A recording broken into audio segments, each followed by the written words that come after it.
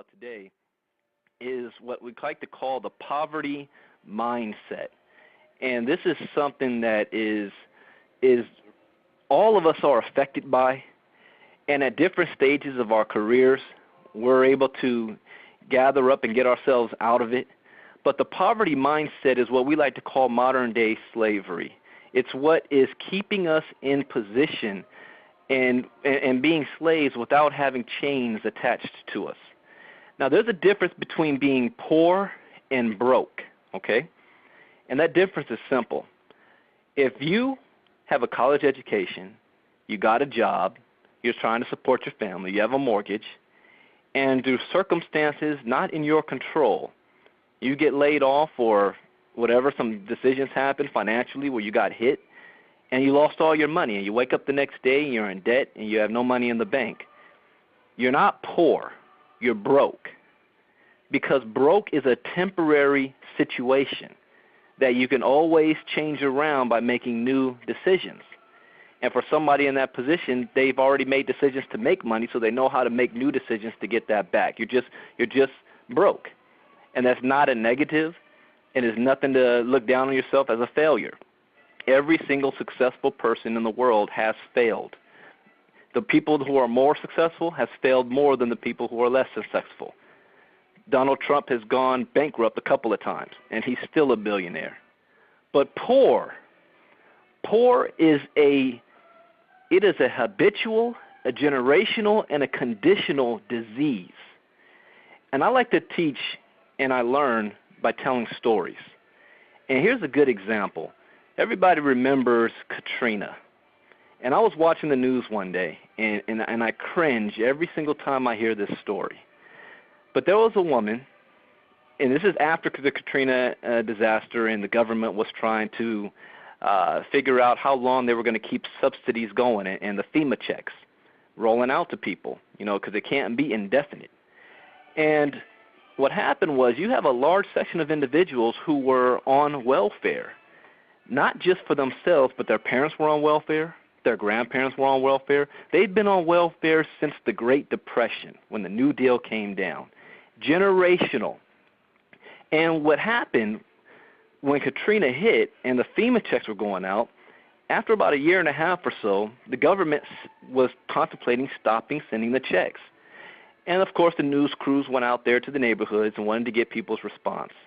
And they found one woman, and they asked her, what do you think about the FEMA checks being canceled? And her response was, well, if they cancel my checks, how am I going to pay my bills and my rent? Now, I had to stop and think for a moment. This is all she knows. This is all she's conditioned to know. No thought of maybe I need to relocate, maybe I need to get an education, maybe I need to do something and make new decisions so I don't have to rely on the government to bail me out, because that's all she knew. And understand this, facts and logic have absolutely nothing to do with mindset, okay? It is all emotional, it is all conditional, it's all habitual. And Barbara Bush, and many of you know her, the former First Lady, she went on to Fox News, and she made this statement. She said, the Katrina incident probably is going to be the best thing for those people. Now, she said more to that, but it got edited. But when that came out of her mouth, she was lambasted and criticized, and how thoughtless, how careless, how classless can she be, and insensitive to make such a statement. But I heard all of that, but I read into what she meant and what she was saying. Change forces us to do something different than what we've always been getting. And that statement basically meant when you're forced into a situation where you have to change, you now have an opportunity to break out of those generational, habitual, poor-minded cycle. And the one constant thing in life is change. And you can never improve without change. And change can be positive and change can be negative. But how you react to that change will make all the difference. And when people are forced into change, more positive results happen than negative. The Great Depression, which was considered a negative event on American society, created the most millionaires and billionaires in any other time in history, because people were forced out of their habitual habits of an assembly line type of job or on the farms into learning new ways to bring an income into their household. They were forced. They had no choice. The same thing is taking place today with what they call the greatest recession since the Great Depression. People are forced out of their jobs, out of their comfort zone, out of their security, and they're forced to have to make new decisions and be creative and think of new ways to be successful. So for the individuals who take advantage of that, they will prosper the most. Now, here's one thing that I got from Success Systems for Life. And here's a parable that Fred Fitz wrote. It said, the eagle and the jellyfish are said to be composed of the same kind of cells, but one is spineless and backboneless and without stability. He drifts with the tide. The other soars to the most sublime heights, seemingly effortless, but with great strength and purpose. Which will you be? And when I read that, that really hit home to me because it's something my father said. My father attended business school at USC, and he attended Cal State Dominguez Hills, and he was born and raised in Compton, California during a time of the city which was the poorest division in the city. And out of him and all of his neighbors and friends growing up, he became successful. And what's the difference? They both came from the same environment. They all came from the same upbringing. The neighborhood, they all knew each other. They all went to the same high school, and they all made of the same stuff. But my father made a decision, and he made a decision that said, you know what, I'm not going to be poor. I'm going to be successful. And he acted on those decisions, but he first made a definition of himself. He defined his purpose at a very early age that he was going to be somebody. Most people never do this. They are rolling with the tides. You ask them, what's your purpose in life? I'll raise my kids and, enjoy Monday Night Football. Just pay the bills. Most people do not have a definite purpose in life. So all of you, what you must do, and you must put this down on paper, and you must define it clearly. What is your purpose? What is it that you want to gain out of life? At the end of your life, you're able to look at your resume. What do you want to have down on there that you've accomplished? And you want to have a burning desire to make that happen. And once you do that, because that burning desire is an emotional response, it will separate you from everyone else that is made of the same stuff as you. This is very important. But to really also break out of this generational poverty mindset, and that it's caused by some of it is your environment, your upbringing, but you also must understand that this is something that you're going to have to need to really think long on about what it is that you want out of life, and by doing so, you're able to divine your purpose, and you're also able to really put a plan in place on how to achieve, your goals and your desires. So one thing is here, a poverty mindset. So one thing when you're dealing with an individual that has a poverty mindset, you want to make sure that after you have your goals and everything down, now what you want to achieve out of life, then you must take action into making that happen. And so it comes down to who are you listening to? You already know you were listening to your parents, you were listening to your schools, and here's a good example of make sure you listen to the right person. Like I said, I like to talk in stories. When I was in school at Morehouse College, I had a business professor, and I was a business major, and I wanted to be like my dad. My dad was in business. I wanted to be in business major as well. And I'm sitting there listening to the professor, and he's going over all of these macro and micro economics and charts and figures, and and what things you need to do to have $1 million and $1 billion business. And I'm sitting there intrigued by it all and fascinated, and I'm thinking to myself, wow, this guy, he knows a lot. He knows all of the concepts, all of the steps it takes to start your company and become a millionaire. And I asked him afterwards, I said, this guy must be a millionaire. He must have successful businesses all over the place. And so I asked him, I said, so what success have you had? Can you give us examples of things that you have done that back up what you're saying? Well, then he talked about his backing in school, what his degrees, his PhD, where he studied. Oh, okay, that's fine. So after that, now that you have all that information and you put it into use, what companies did you start? What board of directors do you sit on? None. I haven't started any companies. Okay, well, what other people have you advised and you consulted on? You got consulting people, whatever, for giving them these great ideas for building their business. Well, no, I don't have any of that. I'm a teacher. My job is to teach you these steps, to lead you to become successful. And I asked, that's an oxymoron. How can you lead if you haven't been there? How can you tell us how to be successful if you've never been a success? And I wasn't very popular by asking that question, and subsequently I've changed programs from business to political science.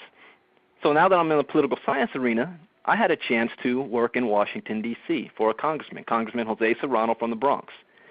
And I had an opportunity to have lunch with Congressman Patrick Kennedy. He was Ted Kennedy's son. And we were talking, and I was just in awe, the Kennedys, their mystique. Every single Kennedy born is worth $5 million from the birth canal, which is put into a trust fund that they can't touch till 21 or 25, which by that time is worth 3 times that amount, so that none of the family ever has to come out of the pocket to pass money down. This is just something that they institutionalized, have done, and they've done it for 100 years. Okay, so I asked. Well, he asked me questions. And he said, so you want to be a politician, you want to change the world, all that. Okay. Well, you're only 21 right now. You can't even run for Congress until you're 28. You can't run for president until you're 35, or Senate until you're 35. So at least you have time to build up your foundation and make some money. So what's your plan? I told him, well, I'm going to graduate, go get a job. He said, stop right there. That plan will never get you financially wealthy. Maybe you can be a lobbyist or go into consulting where you can make a lot of contacts and meet people who have money if you don't have money. But he said, where are you from? I said, Los Angeles. He said, this is what you want to do. There's millions of people down in Southern California, 13, 14, 15 million people. Find just 50,000 people to give you $1 every single month. And he said, now with $50,000 a month, you don't have to worry about a job. And you can spend your time traveling, making contacts, investing in other businesses, investing in other people who may be beneficial for you later on. You give them a favor, they owe you a favor, but you have the resources to do so. He said, but maybe if you found 20,000 and gave you $1 a day, find something like that. Do your own business. And then he went on to talk about something else with another congressman. But I'm sure if you go back to him and ask him about that today, he would never remember that conversation. But I did, and this is before I saw network marketing. And I understood that concept, and it shed light onto, wow, I never heard of anything like that before. He gave me more wisdom in a lunch hour conversation than 4 years of business at Morehouse College about how to be wealthy. I never forget that. And taking that knowledge is what led me into network marketing. But it's the mindset of breaking that poverty cycle. And you have to understand, who are you listening to first and foremost? So if you've made the decision, on another weekend I'm going to go over, there's 4 key things as far as thought process, 4 steps. One is the unconscious unknowing, then the conscious unknowing, then the conscious knowing, and then the unconscious knowing. And most of us are in that first stage of unconscious unknowing. We don't know that we don't know. That's poverty mindset. We have no clue. But once we once we have been enlightened, once we have the door has been opened to a complete another way, now we are conscious that we don't know anything. Now we know we don't know anything. And what this system that you guys are plugging into and this training and self-improvement and personal development, what that is doing is bringing you consciously aware that there is a different way than what you've been doing for all of your life. See, there's a couple of things you must understand. The definition of insanity is doing the same thing over and over again, yet expecting a different result. In other words, if you continue to do the things you have always done, you will continue to have what you have always gotten. So that's something that you must understand. So now that you know that there's things that you don't know. A couple of questions you're going to have to ask yourself is, number one is, what is your willingness to learn new things? What's your willingness to learn? And what is your willingness to accept change?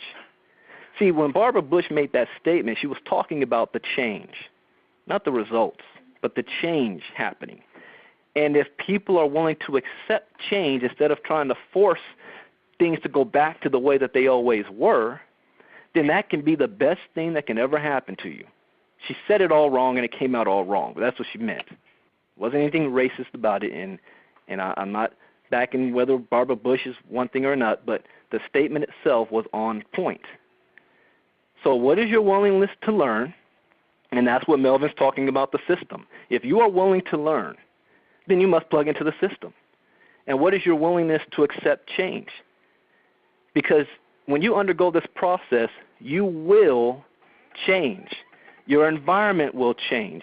You will start to attract different people in your life, but it also works in reverse. You will start to eliminate people that are already in your life out of your life. Right now, I guarantee the 5 closest people around you, you all have the same bank account size, you all drive the same type of cars, you all have the same type of lifestyle. The way law of attraction works is you attract to you what you are and what you put out.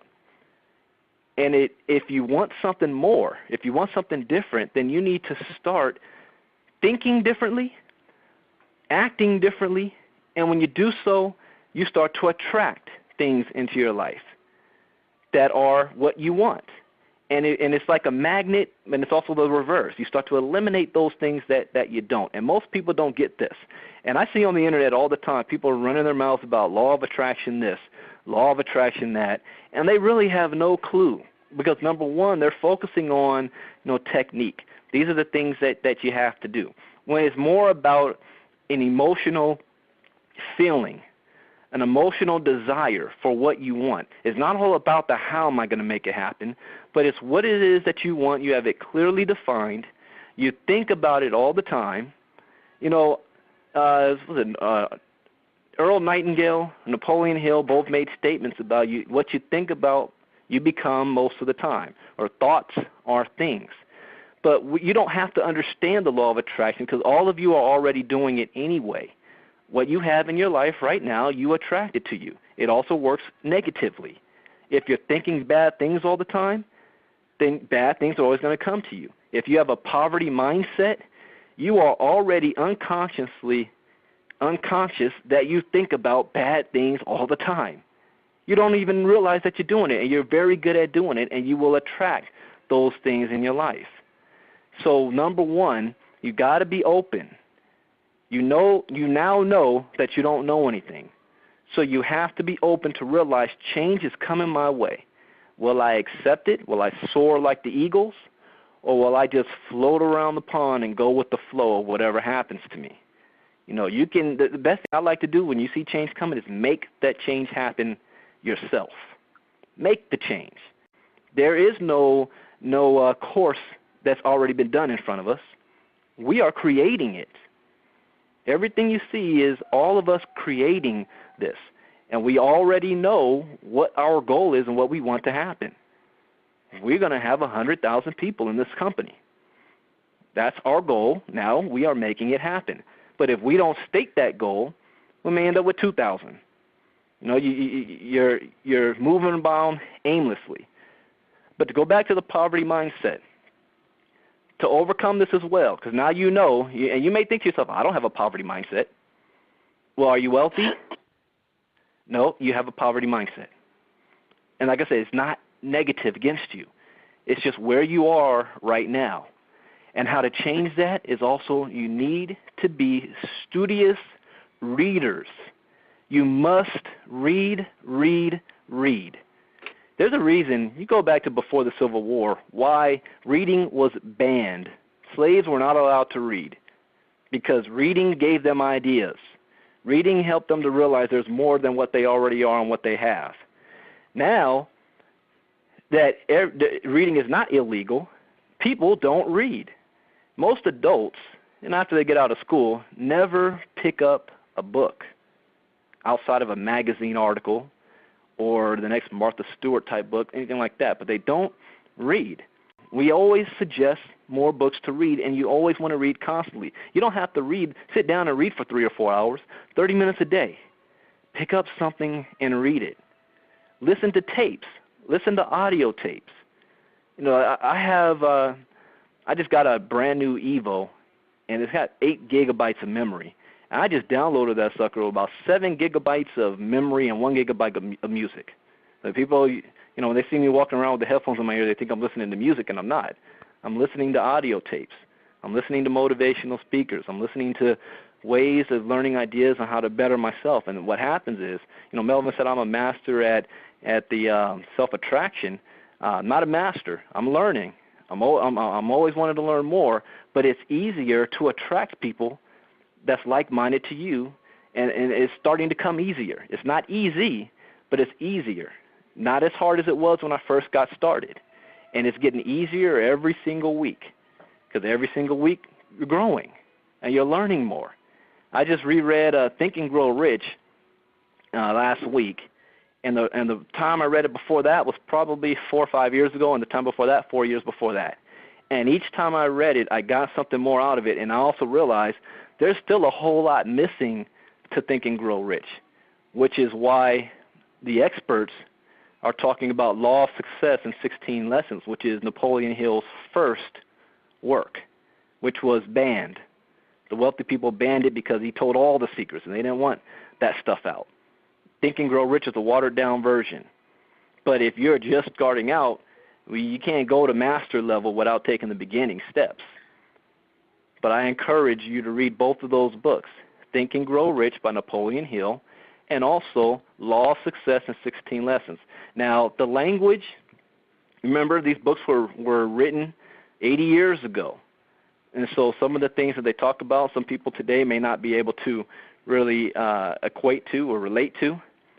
But for those of you, if you're African American, Dennis Kimbrough wrote a book that's called Think and Grow Rich, A Black Choice. He wrote that one, I think it was the late 80s and 90s. Go and get that book. It's also an excellent book. Get How to Win Friends and Influence People by Dale Carnegie. Because you're in this relationship business, you are going to be attracting people to you. So here's a way to learn how to be a better person yourself, to not to go out there and find people, but you will be attracting people. So you want people to start coming up to you. Hey, what is it? What are you doing? How can I be a part of that? You know, I want to learn more about it. As I recruit, I never talk about my business. I always ask people questions about what it is that they want out of life. And that way I'm able to rate where they are on that poverty scale, if they're big thinkers or not. So these are the things that you want to be able to do to better yourself first. You cannot recruit other people who have a poor mindset and a poverty mindset until you eliminate yours. It's just not going to work. So I hope that this was great information for you guys to really go on. And I'm looking at my notes here, and there's a whole day's worth of stuff to go over.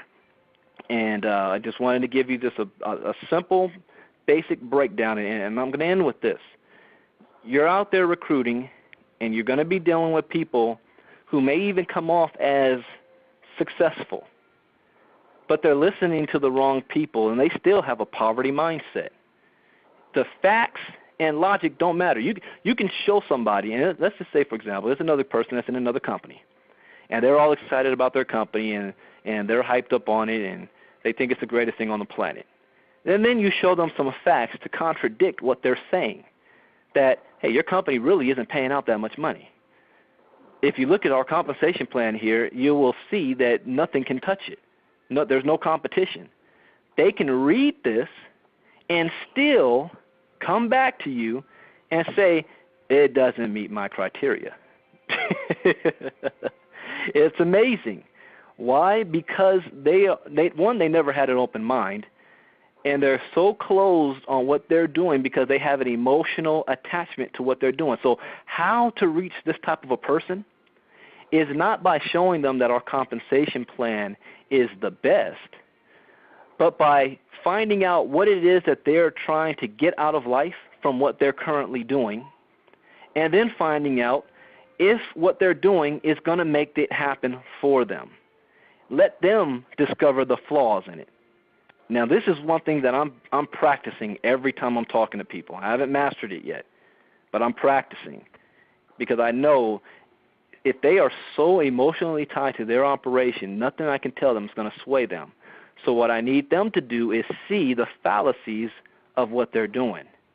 And you'll be amazed. I talked with a guy who's in MDT, and he was so pumped up about it, and then the product was so great and fantastic. It cost $400 to get started and $50 a month. And I asked him, okay, how much money will I make with 100 people on my team in that? Well, there's like 5 ways to get paid, 9 ways to get paid. Okay. How much money would I make if I brought in 100 people who paid $400? Let me get you on the line with my upline, and he can tell you. Well, you know what? He's not available, but my upline has 900 people. Okay, if he has 900 people on his team, how much money residually is he making?